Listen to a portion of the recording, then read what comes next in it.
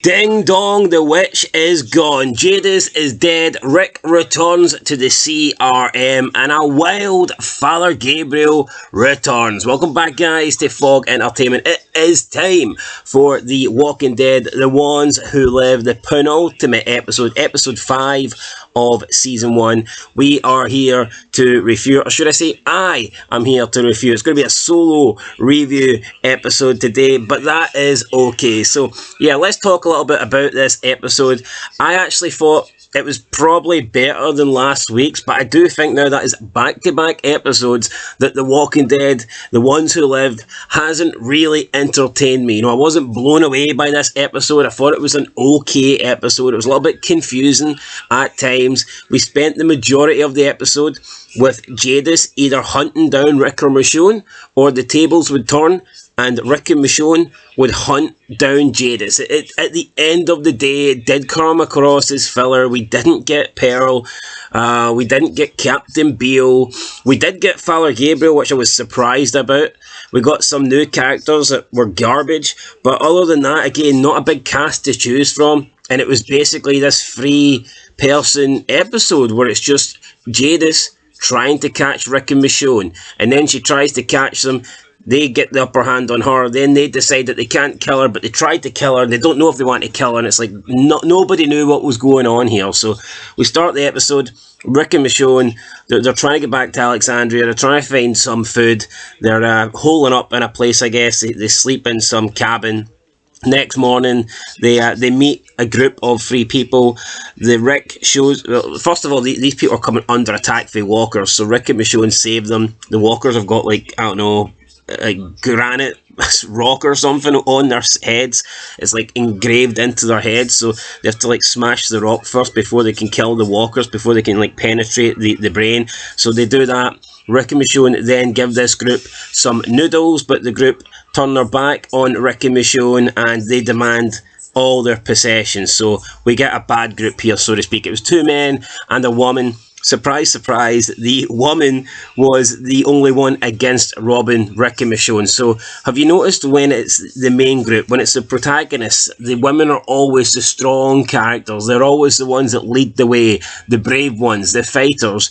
But when it comes to like random groups, like so-called innocent groups, they always want like the woman to be the nice one, the reasonable one. She's not a bad person. She just happens to be stuck in a group full of bad men. So that's kind of the vibe that we always get when we encounter these groups. So the woman who was called Tina, and obviously looking at her, I mean, people say this show isn't woke. You look at Tina, you have no idea what it is. And apparently the actress, I went on Internet Movie Database, she declares herself as non-binary, so that's obviously how she got a role in this show. But yeah, the non-binary one is against taking Rick and Michonne stuff, and the 2 white men they want Rick and Michonne stuff, but they don't get it. Rick and Michonne overpower them, and they agree to let them live as long as they don't do this to anybody again. Rick and Michonne are then caught by Jadis while they're asleep. Jadis then ties them to the bed, tells them that it didn't have to be like this. She didn't want to do this. They could have just stayed in the CRM. Their family back home at Alexandria would have survived, but they chose this. So now it's either they 2 die, or if they kill Jadis, everyone back home and all of Rick and Michonne's family die. So they've got a dilemma. They manage to break free, and then it turns from Jadis hunting them down to Rick and Michonne hunting Jadis down. We get some sort of car chase. Jadis gets shot, I believe. She's bleeding, so she's on the run. She's trying to escape them. Then Jadis encounters the 3 people from earlier. They were a little bit hostile. Again, the men were. The female just kind of stood there. Jadis promised them safety if they helped her. She then looks at the woman, looks at her, and then she goes, "You're pretty tall." And I mean, look at both of these women. Both got fucking shit haircuts. I mean, I know it's a zombie apocalypse, but did all the good-looking women die early or something like that? I mean, did all the good-looking women die on day 1 of the outbreak? And maybe these women are so ugly, the walkers didn't want to eat them. Is that what it could be? All the ugly women are still alive because the fucking walkers didn't want to chew down on them? Possibly. I don't know if that's the reasoning or not. Rick and Michonne then they follow Jadis to like this abandoned warehouse and they see the blood. They track down Jadis, or at least what they think is Jadis, but it turns out to be Tina. She was wearing the black cloak, so she turns around. Maybe that's why Jadis was saying to her, "You're pretty tall, you can pass as me." Then the two guys appear, then Jadis appears, and before we know it, it is 4-on-2. But again, it doesn't really matter if Rick and Michonne are outnumbered or outgunned, because I guess they're the two main characters. They always come up smelling of roses, so they manage to fight their way through. They beat up the two guys, and then Tina, who was dressed as Jadis, gets bitten by a zombie. The zombie takes her down. The two guys rush over to try and help her, even though at this point there's not a lot you can do, and they get taken down too. So, I mean, these three characters absolutely sucked, and they were only here really to just be killed off and, I don't know, to help Jadis. I mean, I say help, I mean, I use the term help loosely. They had Rick and Michonne at gunpoint for like 5 seconds and then got overpowered. It's not really helping. Wasn't really impressive. Then Jadis fires shots at Rick and Michonne. They have a bit of a shootout. Jadis reveals that she can't die, because if she dies, they all die. Everyone dies. Michonne doesn't care. She wants to kill Jadis, but Rick's like, no, we can't do it. But Michonne's like, no, she's going to die. I do not care. So, again, it's like Michonne's making all the decisions for Rick in this series. Rick's supposed to be the man. Rick's supposed to be the leader. But he's just doing whatever Michonne tells him to do, and he's doing whatever Michonne lets him do. And honestly, I think that if The Walking Dead didn't start in 2010, we wouldn't have this Rick character that we do.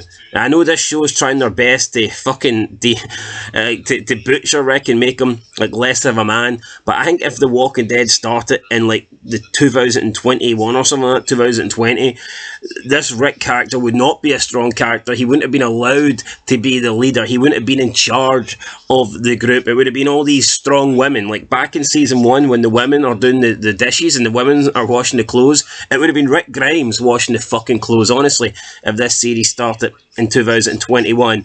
So, yeah, they get into a shootout. Jadis' heart. Jadis makes a deal then, or Rick and Michonne make a deal. They all make a deal that if Jadis allows Michonne to go back to Alexandria and live, Rick says he will return to the CRM, and that's pretty much it. They will save Jadis' life because she's dying, she's bleeding out, she needs help. So Rick then gives himself up. Michonne goes to get the first aid kit, but Jadis pulls the gun on Rick, obviously going to betray him here. But then Michonne comes back and they've outsmarted Jadis. I mean, we all seen this coming. A blind person could have seen this coming, but apparently Jadis did not see it coming. She's held at gunpoint. Michonne shoots a couple of walkers from behind, and then one of the walkers manages to bite Jadis. It takes her down. They get the walkers off Jadis. Jadis is now bleeding, and then for some reason Jadis has a change of heart. And before we get to this, there was also Jadis scenes where she was meeting with Father Gabriel. Now these were flashbacks, and it was like 3 years ago, 2 years ago, and 1 year ago. Now, in the end, Jadis, I guess, was coming to Father Gabriel to confess her sins, and I guess Father Gabriel forgave her. Jadis never told the CRM about Gabriel, and I guess Gabriel never told anyone back home about Jadis. They had this like secret meetup, and then it gets to the present day where Gabriel's waiting there, but Jadis doesn't show up. And why does she not show up? Because she's dead, yes. Rick ends up shooting her. She's bleeding out. She tells Rick about the dossier, and he needs to go and get it and destroy it, and it's in her apartment. I don't get why Jadis was so hell-bent on seeing out this CRM mission, but then as soon as she gets bit, as soon as she's going to die, she no longer cares about the mission. She just gives up the CRM. It made no sense. Like, what? Like, even the whole Rick escaping thing, Rick was so adamant that you cannot leave, they will not let us leave, and then just because he fucking has sex with Michonne, all of a sudden he's like, I need that black chocolate in my life, and he just escapes. You know, what's happening here? It made no sense. Jadis was CRM till the end, and then as soon as she's about to die, you know, she just gives it up, really, and she allows Rick and Michonne to escape. And then Michonne was like getting emotional when Jadis was about to die, even though she's wanted to kill her for like the last 2 episodes. She's been hell-bent on killing Jadis after Jadis took Rick away, took Rick from her, took Rick from his family, took the family from Rick. Jadis took everything from them. But when it comes to shooting Jadis, all of a sudden Michonne is getting very emotional. I didn't think this made any sense, but then Rick shoots Jadis. I guess he kept his promise. He did say he was going to kill her. And the episode ends with Rick proposing to Michonne. So he's got a ring. He never had a chance to do it before, and now he does it. He proposes to Michonne. Michonne accepts, and then we get some big wide shot, and we still see Father Gabriel. So is Father Gabriel gonna meet Rick? Is he gonna meet Michonne? Could he help them escape the CRM? Who knows, guys? But that was the end of the episode. So after the zombie bite, Rick kills Jadis, and then he proposes to Michonne. And now they're going back to the CRM to try and get the dossiers, to try and delete any information that they have on Rick and Alexandria, and then try and escape and return home. So that's what the final episode is going to be. In terms of this one, guys, I am going to give it a 5. Yeah, for me, it was an average episode. Wasn't great, but it wasn't bad. It was just a bit of a clusterfuck, to be honest. I mean, Jadis chasing them chasing Jadis, then Jadis chasing them. It's like, make up your mind. Who's trying to kill who here? So, yeah, for me, 5 out of 10. Probably on par with last week's. I think last week's episode was like higher quality in terms of the acting and stuff, but it was a bit more boring last week because it literally only was a 2-character episode, and it was basically Rick and Michonne having a domestic argument for like the full episode. I mean, more was happening in this, but it still felt filler to me, and the acting wasn't as good, and the new characters that we got weren't great either. So, yeah. I'm going to give you guys a 5 out of 10. One episode left. I've got a feeling this will go more than one season. I just don't think they've showed enough to end it all in one episode. I'm not convinced, unless it's like a extended episode. But like even Beale, Major Beale, this guy was supposed to be the main antagonist of this show, and he just does not feel like it. He's barely had any screen time. I'm not sure that they're going to end this show with Captain... Now, who knows? Maybe Major Beale will just be a guy that is not got a long shelf life. Maybe he just dies.